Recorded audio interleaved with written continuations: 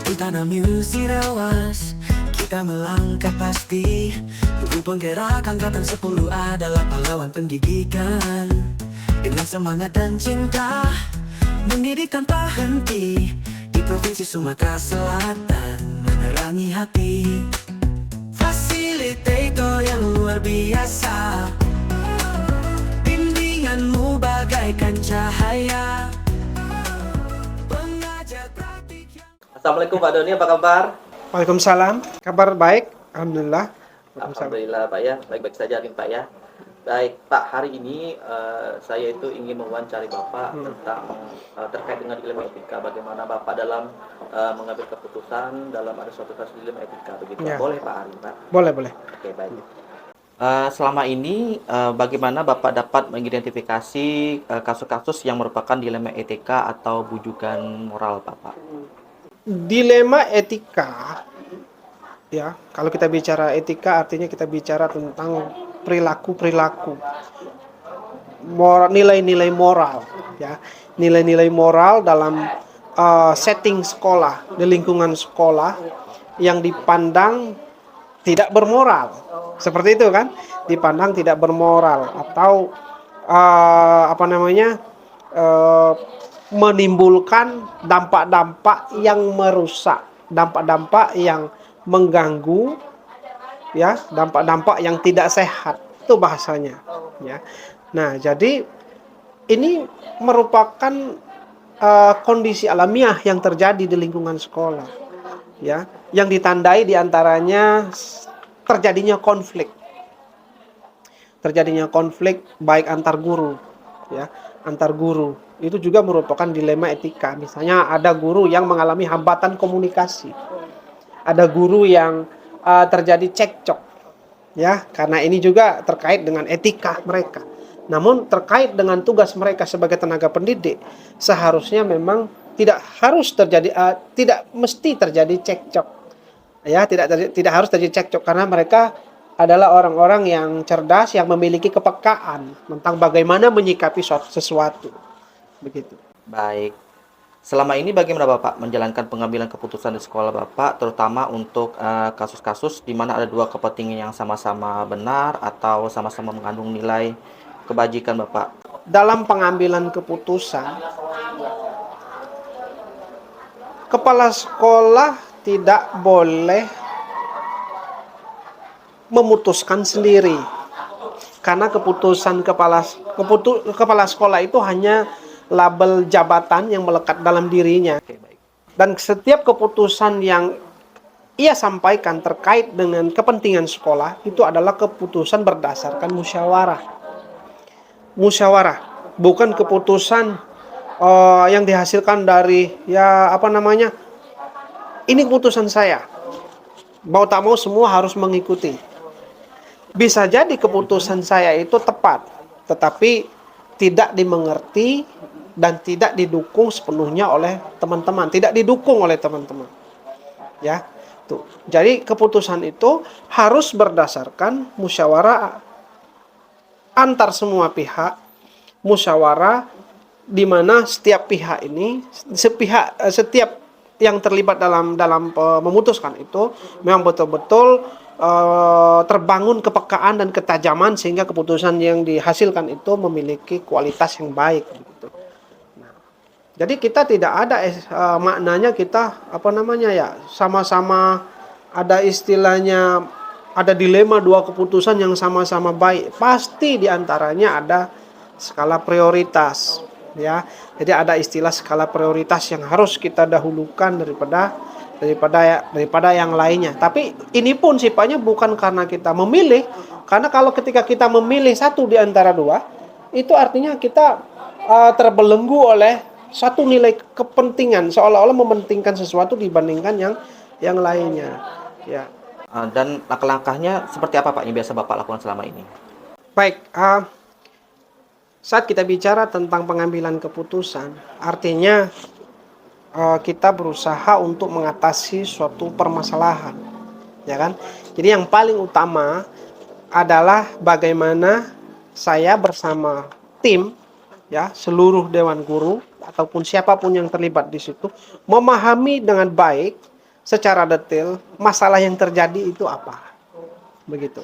Masalah yang terjadi itu apa? Maka di sini betul-betul harus duduk bersama, ya, duduk bersama, kemudian kita mencoba mengamati masalah itu apa, kemudian ingat, tapi namun dalam proses pengamatan itu kita melihat masalah itu dari sudut pandang kepentingan bersama, bukan dari sudut pandang kepentingan individu masing-masing.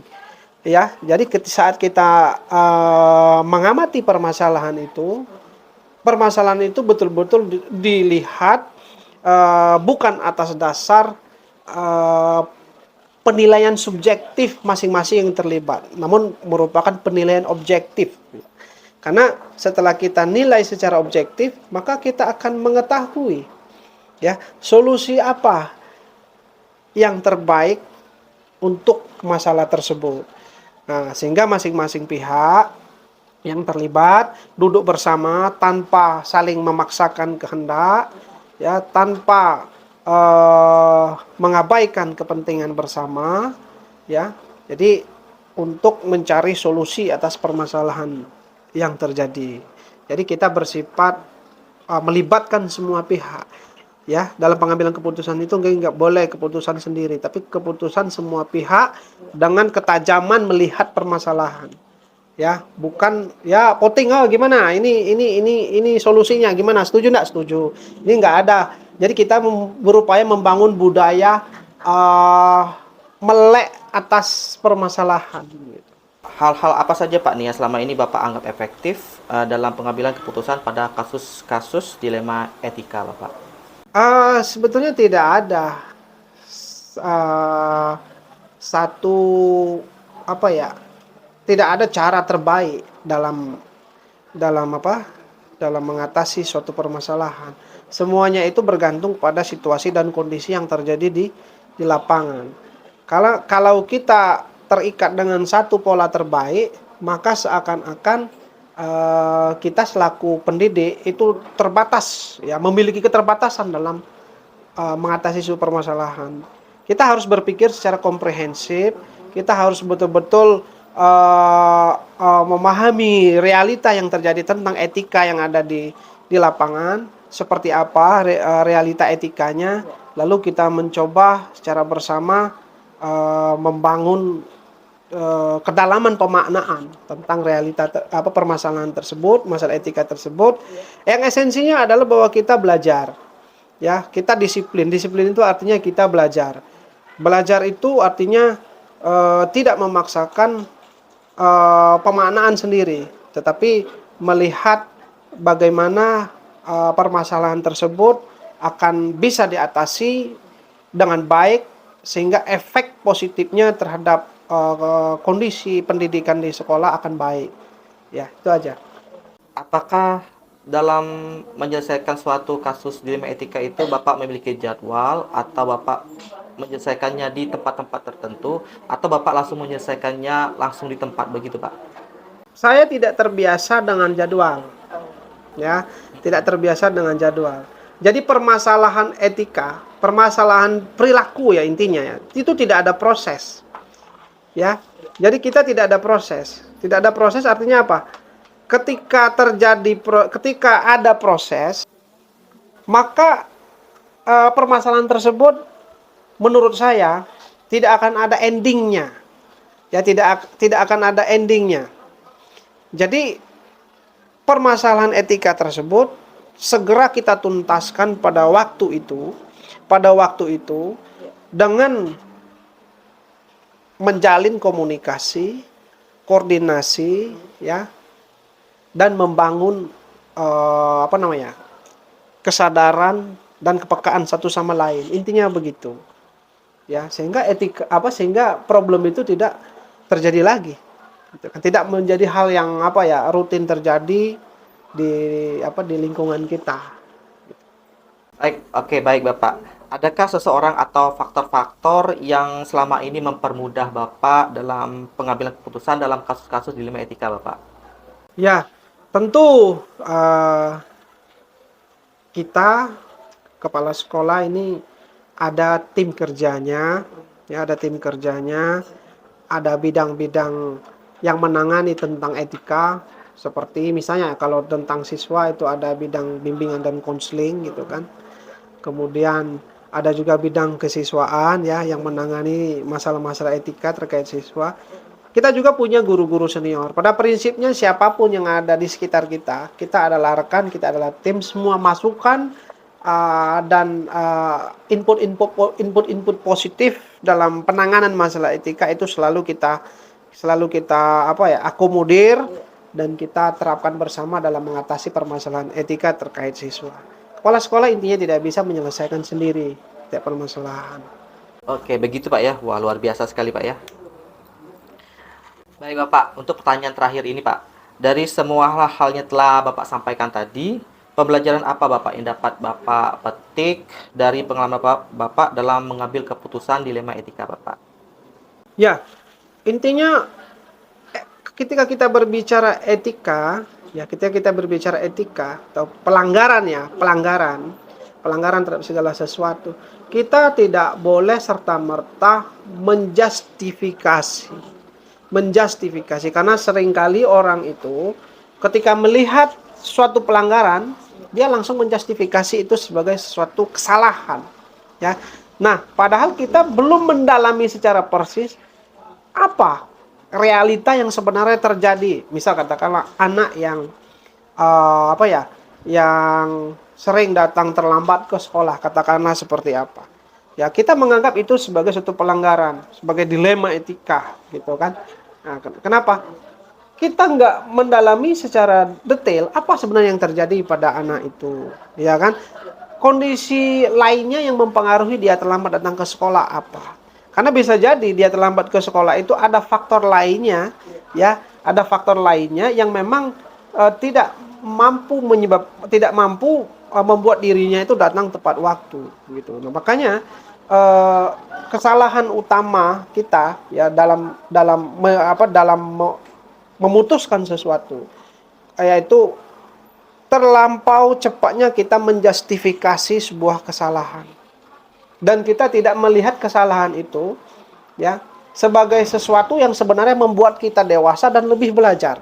Jika setiap permasalahan etika itu kita anggap sebagai ya seperti mutiara berlian yang sebetulnya mampu membuat kita belajar lebih dalam lagi tentang esensi hidup dan esensi manusia, maka seharusnya kita tidak menolak atas semua permasalahan etika. Tapi justru ini menjadi input positif bagaimana kita membangun lingkungan hidup yang benar-benar hidup. Ya, lingkungan hidup yang benar-benar hidup tanpa konflik, ya kan? Tanpa kedangkalan dalam menilai, ya. Orang akan belajar saat kita sama-sama memaknai hidup ini sebagai satu bagian yang sama. Ya, itu saja. Oke, terima kasih Bapak atas waktunya untuk wawancara kita hari ini. Jadi saya dapat mengambil pengalaman nih selaku Bapak sebagai kepala sekolah dalam pengambilan keputusan dilema etika. Terima kasih Bapak. Assalamualaikum warahmatullahi wabarakatuh. Waalaikumsalam.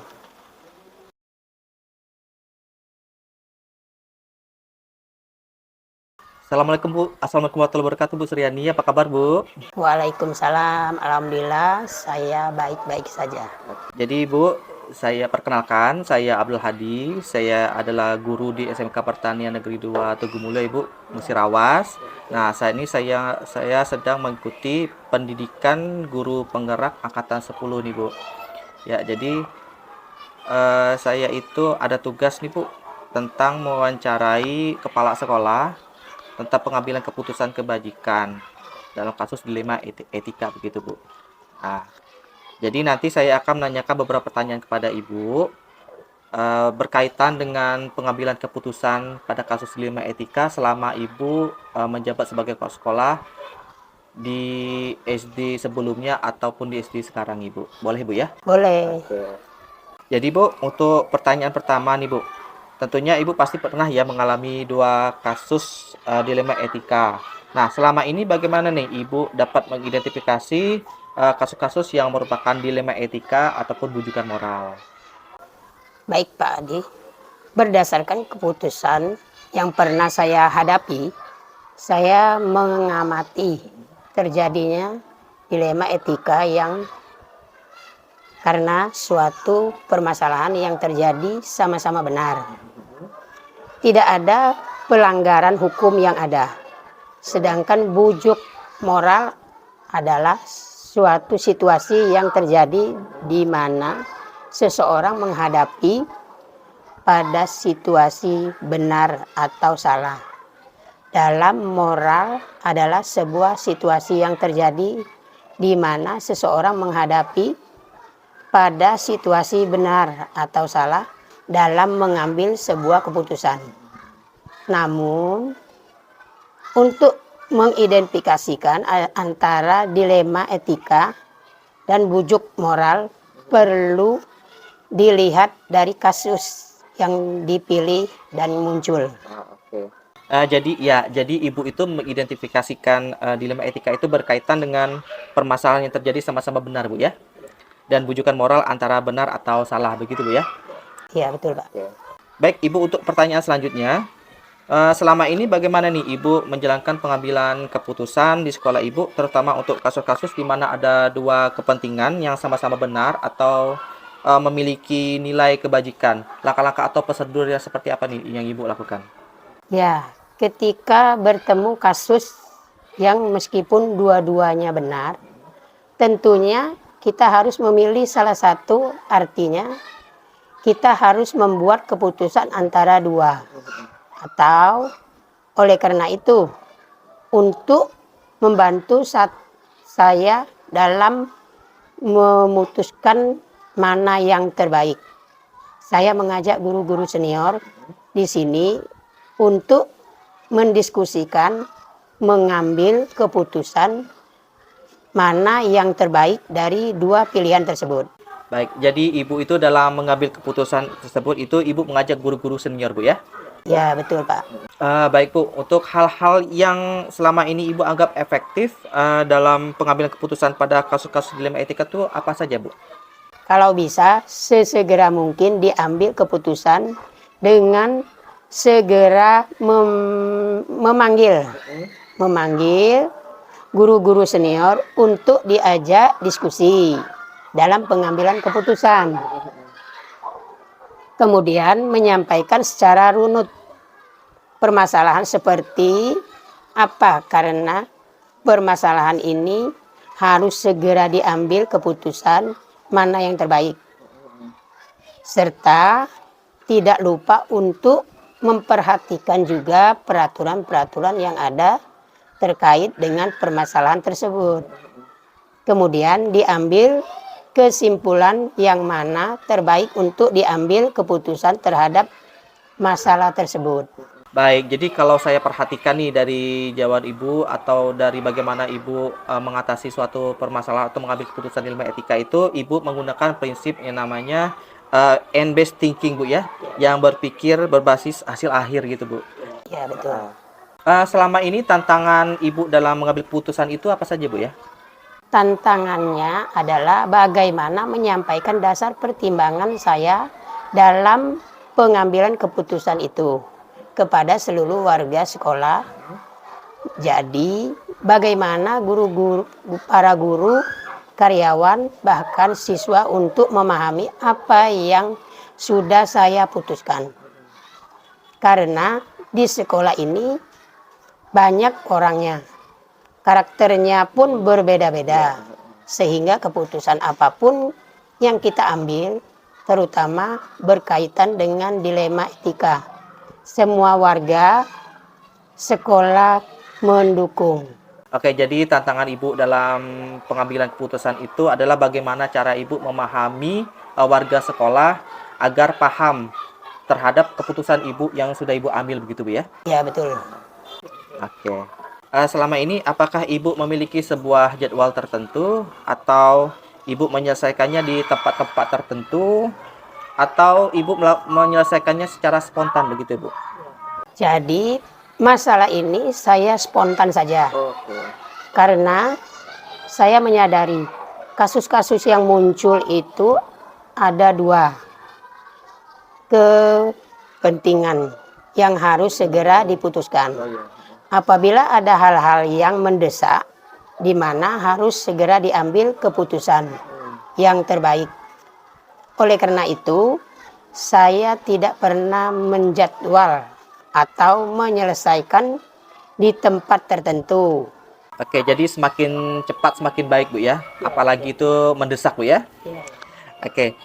Ibu, apakah adakah seseorang atau faktor-faktor yang selama ini mempermudah atau membantu Ibu dalam pengambilan keputusan dalam kasus dilema etika Ibu? Tentunya yang pertama para senior.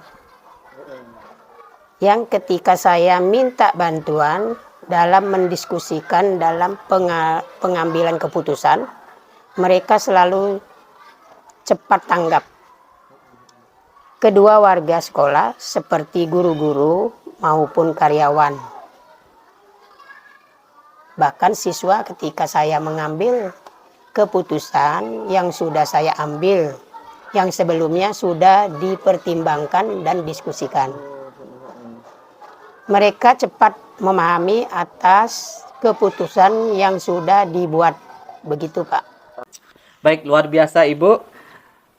Untuk pertanyaan terakhir Ibu, dari semua hal yang telah Ibu sampaikan tadi, apa nih yang dapat Ibu petik dari pengalaman Ibu dalam mengambil keputusan dilema etika Ibu?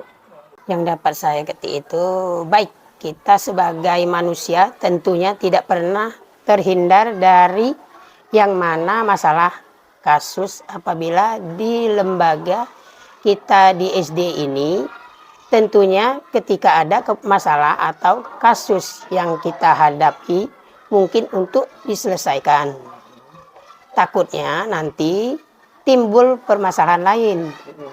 Tetapi masalah yang sebelumnya diselesaikan, walaupun kita tentunya tidak mengharapkan adanya permasalahan lain. Tapi masalah itu pasti ada dan tidak bisa kita hadapi. Kemudian ketika ada masalah, jangan pernah untuk dihindari.